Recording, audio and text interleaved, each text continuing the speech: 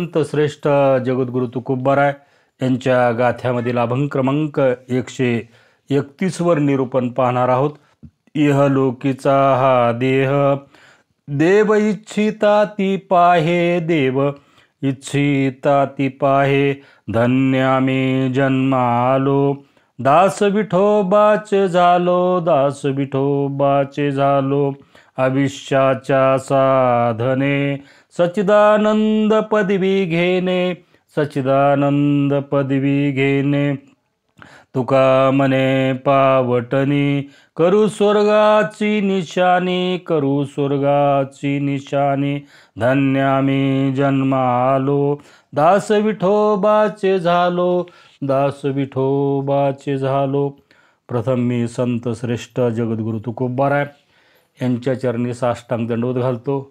कारण पांडुरंग परमात्मा यांच्या चरणी साष्टांग दंडवत, जगाची आई ज्ञानोबाराय यांच्या चरणी साष्टांग दंडवत, संत श्रेष्ठ निवृत्तीनाथ महाराज यांच्या चरणी साष्टांग दंडवत, संत मुक्ताबाई, संत सोपानदेव यांच्या चरणी साष्टांग दंडवत.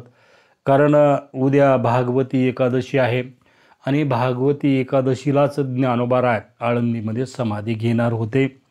कारण त्यांची 2 दिवस समाधी पुढे वाढली हे सर्वांना माहीत आहे, ते कथा मी काही सांगत नाही. म्हणून हे या अभंगावरील निरूपण मी संत श्रेष्ठ ज्ञानोबाराय जगाची आई, कारण ते माझं आराध्य दैवत आहे, या दैवताच्या चरणी मी हे या अभंगावरील निरूपण, शब्दरूपी निरूपण मी भावपुष्प वाहण्याचा प्रयत्न करणार आहे. कारण संत श्रेष्ठ ज्ञानोबाराय यांनी या जगाच्या कल्याणासाठी अवतार घेतला हे सर्वांना माहीत आहे. कारण हे जे ज्ञान होतं आपल्यासाठी खुल्लं करून दिलं. कारण त्या काळामध्येही असंच लोक कारण धर्माच्या नावानं धर्माचा अर्थ वेगळा सांगून स्वतःचा पोट भरीत होते, स्वतःचं व्यवसाय त्याच्यामधून चालू होता. आजही तसंच या जगामध्ये चालू आहे. बदल त्याच्यामध्ये काही झालेला नाही. संतांनी सांगितलेल्या शब्दाप्रमाणे आपल्या जीवनामध्ये आचरणच करायला तयार नाहीत. आपण सगळ्यात महत्त्वाची गोष्ट म्हणजे ही खेदाची गोष्ट आहे. म्हणून आपल्या जीवनामध्ये आपण जे ज्ञानोबारायच्या चरणी भावपुष्प वाहणार आहोत, जगद्गुरु तुकोबारायच्या चरणी भावपुष्प वाहणार आहोत, तर हे भक्तिरूपी जे आपण भावपुष्प वाहणार आहोत हे पूर्ण शुद्ध मनानं, शुद्ध प्रेमानं आपण आपल्या जीवनामध्ये त्यांची भक्ती करावी. कारण आपला जसा भाव असेल तसं आपल्या जीवनामध्ये तो भगवंत आपल्याला फळ देत असतो. हा शास्त्र सिद्धांत आहे. म्हणून मी माझ्या जीवनामध्ये या अभंगावरील जे निरूपण होणार आहे ते निरूपण माऊलीच्या चरणी शब्दरूपी भावपुष्प वाहण्याचा मी प्रयत्न करणार आहे.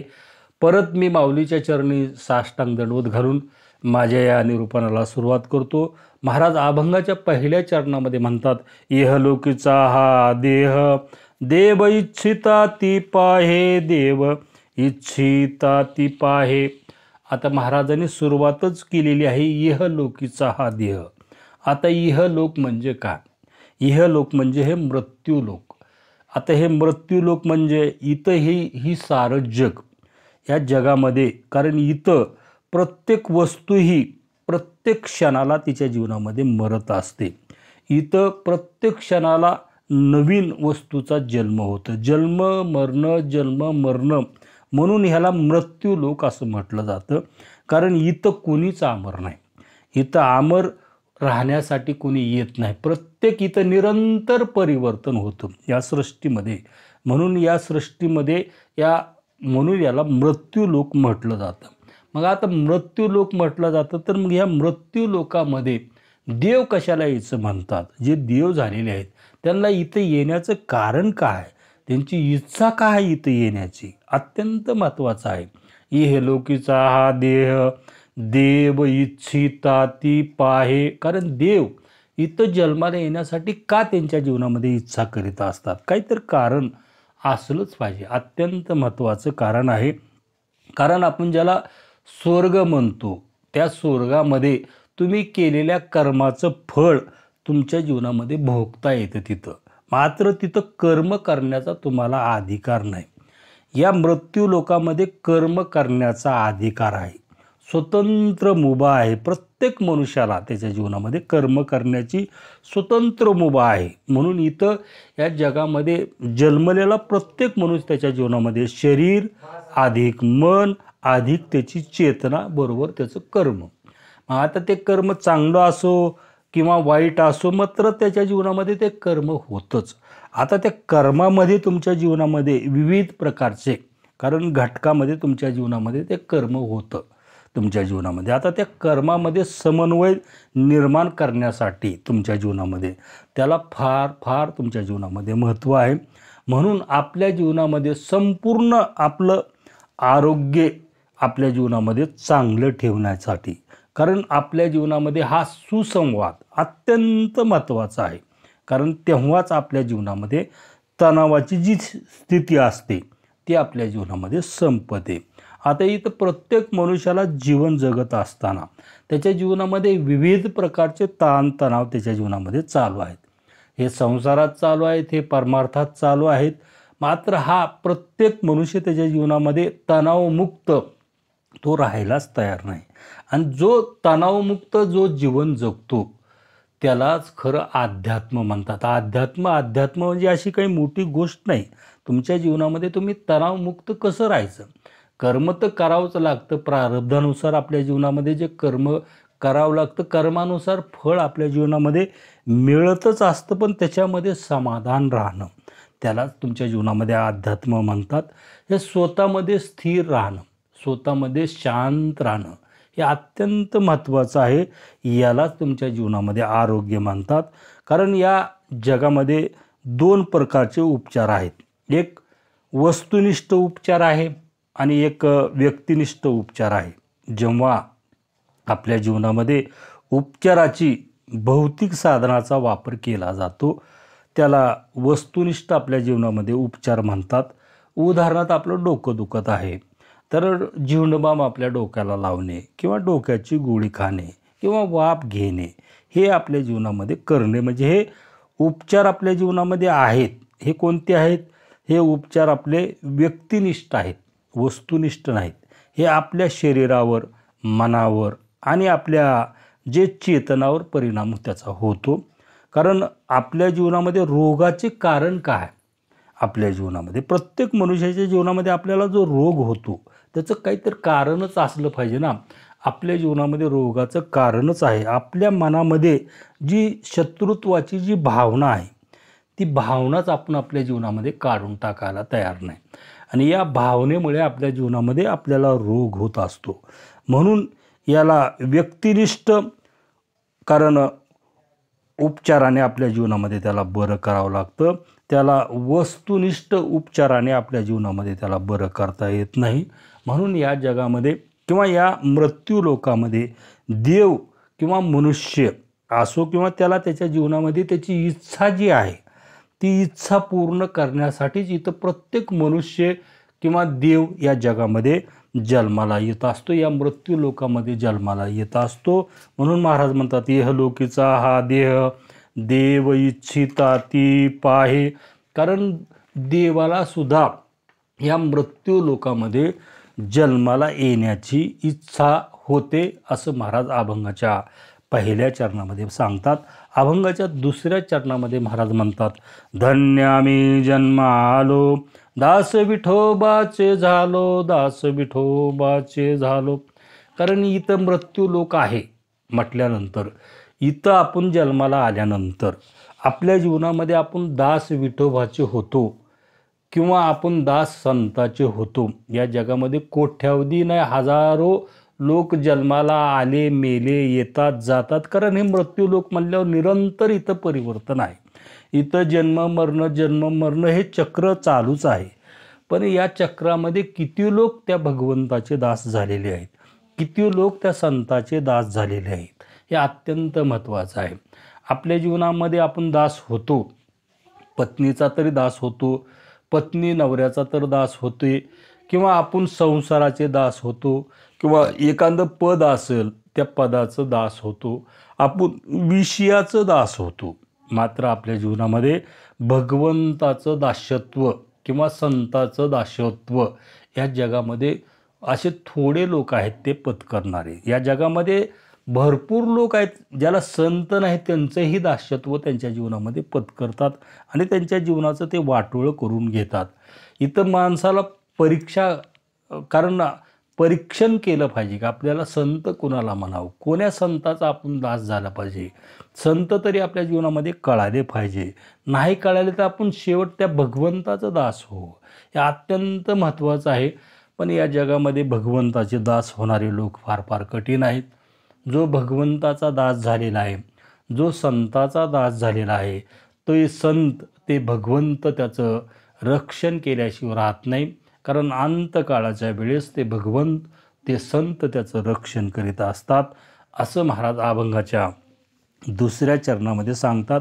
अभंगाच्या 3ऱ्या चरणामध्ये महाराज म्हणतात, आयुष्याच्या साधने सच्चिदानंद पदवी घेणे, सच्चिदानंद पदवी घेणे. अत्यंत महत्त्वाचं हे चरण आहे. कारण आयुष्याच्या साधने, कारण इथं जो आपल्याला ध्येय मिळालेला आहे, या ध्येयाला 100 वर्षाचं आयुष्य आहे, त्याला मर्यादा घालून टाकलेल्या आहेत. या 100 वर्षाच्या आयुष्यामध्ये या मनुष्य ध्येयाच्या साधनानेच आपल्या जीवनामध्ये सच्चिदानंद हे, कारण ब्रह्मपद आपल्या जीवनामध्ये प्राप्त करून घ्यावं लागतं. आता हे ब्रह्मपद सच्चिदानंद आपल्या जीवनामध्ये प्राप्त करून घेणं एवढी सोपी गोष्ट नाही. एवढं सोपं पद आपल्या जीवनामध्ये नाही. हे दान मिळत नाही किंवा हे लाच देऊन हे पद आपल्या जीवनामध्ये प्राप्त करता येत नाही.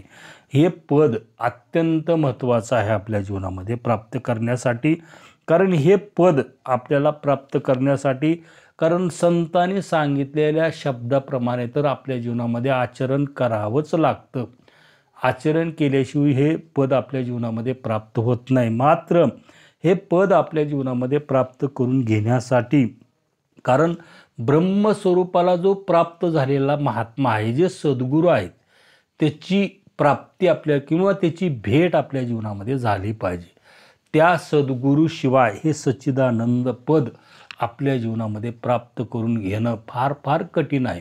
म्हणून या जगामध्ये, कारण बोठावर लोक, कोट्यावधी लोक या जगामध्ये जन्माला येतात. किती जणाला त्या भगवंताची प्राप्ती होती.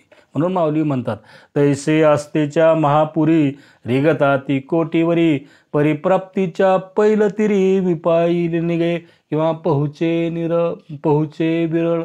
कारण कोट्यावधी लोक भगवंत प्राप्तीसाठी निघतात, त्या पहिल्या तीरावर पोहोचतात किती, पोहुचे विरळ, एखादाच पोहोचतो. कारण काम हे सच्चिदानंद पद अत्यंत अवघड आहे. म्हणून माऊली अमृत अनुभवामध्ये म्हणतात, जयाचे ने अनवसरे दृष्टाले दृश्याचे मोहरे, जे भेटत खेवसरे बहुरूपाचेही. आता ज्ञानेश्वरीमध्ये माऊली काय म्हणतात ते पाहू. तो जया प्रति लपसी तया विश्व हे दाविसी, प्रगट जे करिसी अवघेची तू.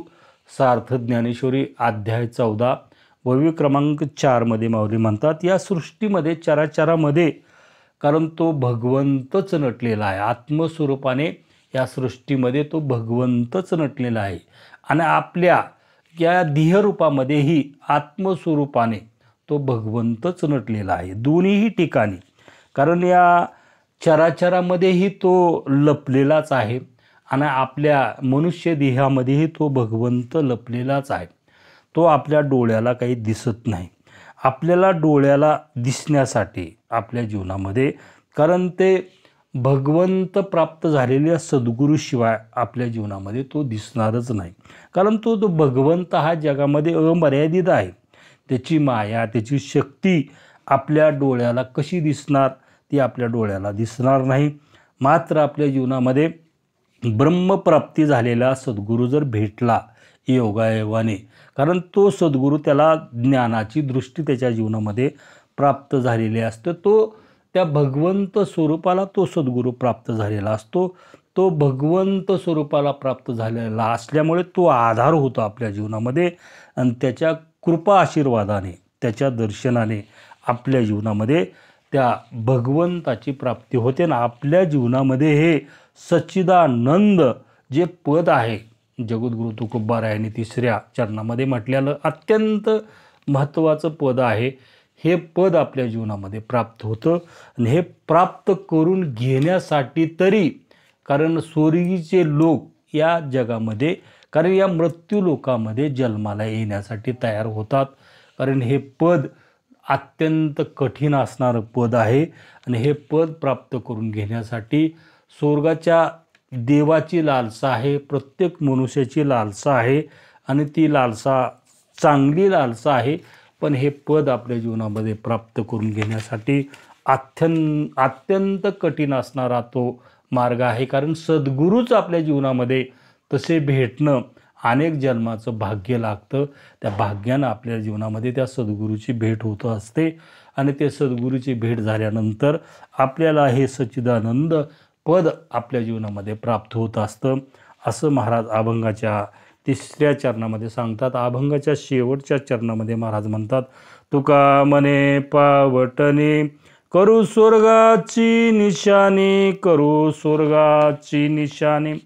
आता ते महाराजच बोलू जाणं, कारण महाराज म्हणतात तुका मने पावटणे करू स्वर्गाची निशाणी. कारण हे स्वर्गाचं जे पद आपल्याला स्वर्ग तर माहीतच नाही आपल्या जीवनामध्ये. आता स्वर्ग किती मोठा आहे, त्या स्वर्गाची पायरी या मृत्यूलोकामध्ये मी करतो असं महाराज बोलतात. आता त्यांचा अधिकार आहे, म्हटलं की ती पायटणी म्हणजे पाय ठेवायचं ठिकाण या मृत्यूलोकात मी तयार केलेलं आहे. म्हणून ते ब्रह्मपदाला प्राप्त झालेले महात्मे आहेत, त्यांच्या वाणीमध्ये ताकद आहे, ते करून दाखविलेलं आहे. म्हणून ते महाराजालाच हे शब्द त्यांच्या जीवनामध्ये, कारण त्यांच्या मुखावाटे हे शब्द आपल्याला गोड वाटतात. आपल्याला आपल्या आत्मस्वरूपाची प्राप्ती नाही, त्या भगवंताची प्राप्ती नाही. आपण एवढे मोठे शब्द आपल्या मुखावाटं बोलणं हे चुकीचं आहे.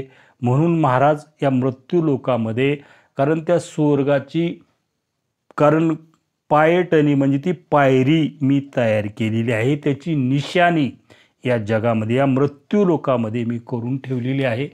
त्यांच्या अधिकाराने महाराजांनी, कारण ती स्वर्गाची निशाणी पायटणी इथं करून ठेवलेली आहे. आपल्या जीवनामध्ये आपल्याला असे सद्गुरू आपल्या जीवनामध्ये मिळाल्यानंतर आपण ते सच्चिदानंद पद प्राप्त करून घ्यावं. आपल्याला जो हा नरदेह मिळालेला आहे, कारण इहलोकीचा हा देह, आपण या ज्या देहाला आलेला आहो हा मृत्यूलोक आहे. या मृत्यूलोकामध्ये आपण येऊन आपल्या जीवनामध्ये आपल्या जीवनाचं कल्याण करून घ्यावं, असं या अभंगावर माझ्या बुद्धिमत्तेप्रमाणे, माझ्या ज्ञानाप्रमाणे मी विवेचन मांडण्याचा प्रयत्न केला. झालेलं निरूपण जगाची आई ज्ञानोबाराय, कारण त्यांचा समाधी सोहळा आता 2 दिवसावर आलेला आहे.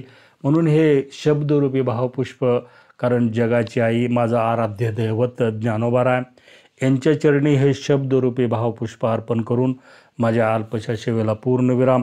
तुकाराम तुकाराम तुकाराम तुकाराम. बोला पुंडली गौरदेव हरी विठ्ठल श्री ज्ञानदेव तुकाराम.